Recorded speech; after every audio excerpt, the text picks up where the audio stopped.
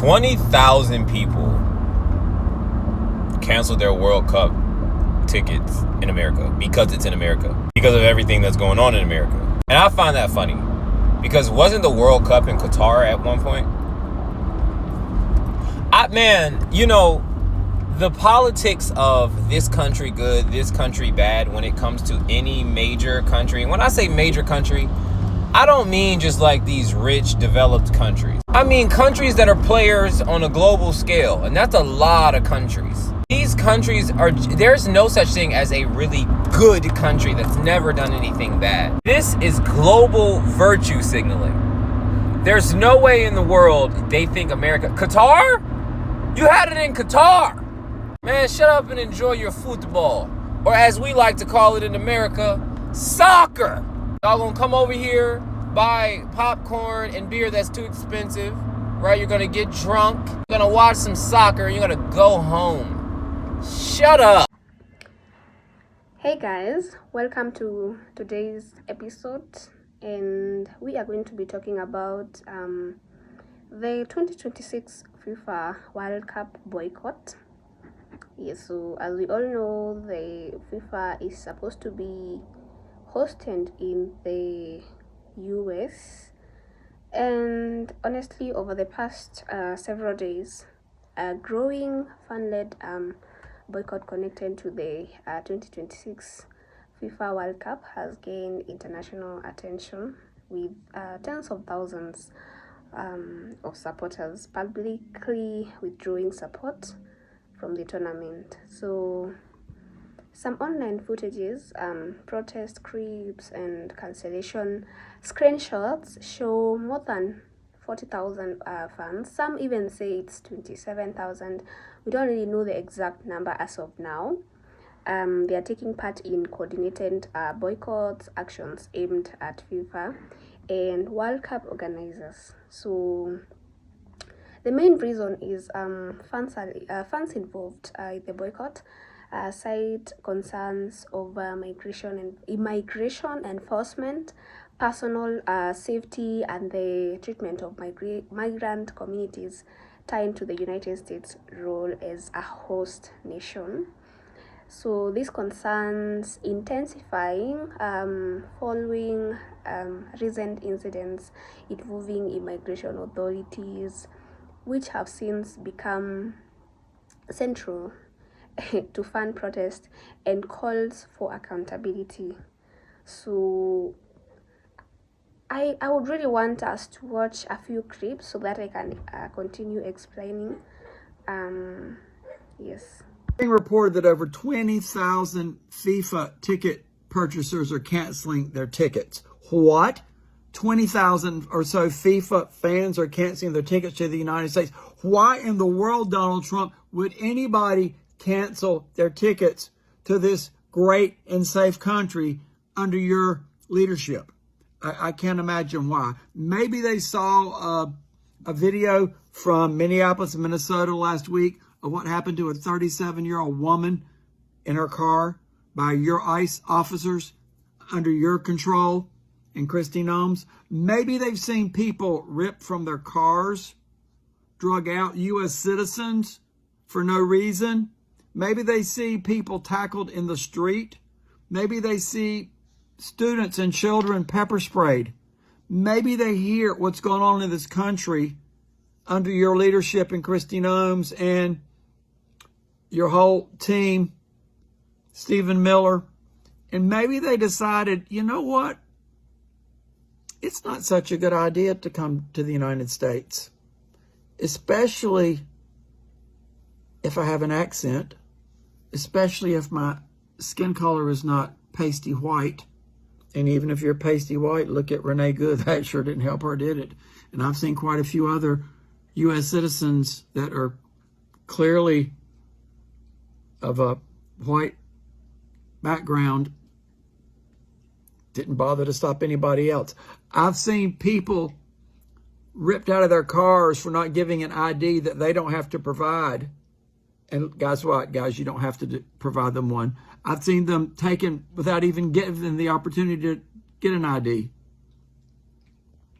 Remember George Redis just showing up at work and there was an ICE raid going on there, a U.S. Army veteran, U.S. citizen, and he was detained for days with no opportunity to contact his family, a U.S. citizen. So why would anybody out of this country want to see a soccer game so badly that they would risk this happening to them if this is happening to U.S. citizens that are not even breaking the law? What do you think? No wonder they're not coming. They're not going to come. They're not going to come. And the same thing with the Olympics. They're not going to come. And it's all of Donald Trump's fault. It's all on him and Kristi Noem and Stephen Miller. It's on you, Tom Homan, all of you, ICE, Border Patrol. It's on you. I don't know how you can look at yourselves in the mirrors. I really don't. Love to hear from my Democrats, my MAGAs, my crazies, my cuckoos, my burnout light ups. If you're a foreign citizen and you're thinking about coming to see FIFA, are you still coming? Do you think it's safe in the United States to come? What do you think? Interested in your viewpoint. Let me know. Thanks for your opinion. So according to publicly shared materials and organizer statements, thousands of fans have already cancelled or pledged not to purchase World Cup tickets, merchandise, or official FIFA sponsored travel packages, So social media also has videos showing crowds demonstrating, creators documenting cancellations, and fan groups urging FIFA to address the situation before the tournament begins. So while the US is one of the host nations, the response has not been limited to American fans. Supporters from Europe, Africa, Latin America, and Asia have also joined boycott calls, framing the movement as a global fan response rather than a local protest. So nobody is safe, whether you're American or not. Here is a list of American companies that you should be boycotting this week, as the rest of the world already is, because fuck ICE. If you wouldn't go to Nazi Germany, if you wouldn't endorse Nazi Germany, then why are you going to a country that currently has a tyrannical government? Number one, now you should already know about this company if you have not been living under a rock. Spotify. You gotta go. Spotify have been running ICE recruitment ads all over their platform recently and have only since removed it because of the intense backlash that they have been getting. Spreading propaganda about ICE is not cool to Americans, and it sure as hell is not cool to the international community. So Spotify, you can get the hell out. Number two, Chipotle. You guys aren't getting away from me that easily. Bill Ackman, a huge shareholder in Chipotle, just donated about $10,000 to an ICE agent who just murdered someone the other day. You are not getting a dime from the international community anymore. Well done, Chipotle. Bye. You're out. Now, I understand that Chipotle have already started distancing themselves from Bill Ackman because they do not want the smoke that boycotts give them. They are trying to do damage control right now, but too little too late. Number three, an American company to boycott will be Dell. Dell, of whom have alleged ties directly to ICE and enforcement policies. Goodbye. So the boycott has placed increased pressure on FIFA, and which rely heavily on ticket sales, tourism, sponsorship, and global fan engagement. As of now, FIFA has not yet announced any changes to hosting arrangements, but organizers continue to monitor public reaction as preparations move forward.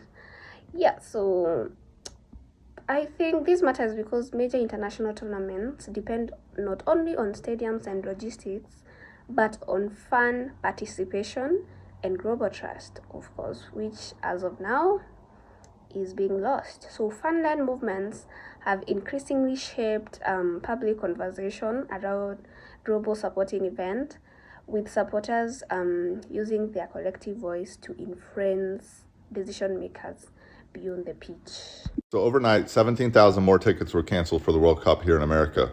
Now, if you are living outside of America and you're still planning to come here in June to attend the World Cup, just do research, especially if you are from a country in South America, Central America, Africa, even places like Portugal, Spain. Just do your research. Now, if you are in like England or Australia, you are probably safe, But those other countries definitely do research before getting on a plane. Because right now, in America, ICE agents are going up to anyone that is black or brown, questioning them. And all of these people are US citizens, right? And they're asking for identifications, harassing them, and in some cases, arresting them for no reason. So I just want you guys to do research before you plan on attending the World Cup. And we're also getting information that a lot of people, a lot of US citizens, their passports are all wonky, meaning they are flying out of the United States, getting to their destination in another country, and their passport is being reported as lost or stolen, so they can't get into that country and they have to fly back to America. So I don't want that to happen to y'all. Just I'm not going to tell you to come or not to come. Do your own research, make your own decision, but it's not safe here, to be honest. So you guys, what do you think happens next? So with the 2026 World Cup still ahead, organizers face ongoing scrutiny as fan activism continues to build visibility, especially right now that we have the social media and it's really loud. So whether this boycott leads to a dialogue, policy changes, or even expanded protest remains to be seen. But the scale of the fan participation has already made it as a significant part of the tournament's early narrative. Hey, I don't know if you guys saw this, but apparently in the last couple of days, approximately 20,000 people have canceled their tickets to the World Cup. The reason is a bunch of the games supposed to be held in the States, and there's a bunch of fear about ICE. Now you're there and you get detained. Now you're just in jail. No trial, no hearing, no contact to a lawyer, no phone call. You just in jail. I ain't willing to take that chance neither. I'm there for a game, I go to a restaurant, and that's the day ICE shows up. Hail to the nizzo. But tell me if you take that chance. So as preparation for the 2026 FIFA World Cup continue, attention now turns to how FIFA will respond to the growing fan pressure and whether the engagement with supporters can't ease tensions before the world's largest sporting event begins. So that is what I think personally and what I've observed. So let me know in the comments, should FIFA address fan concerns directly or should politics stay out of the World Cup? Tell me guys what you think, keep it respectful, and I'll see you in the next episode. Goodbye.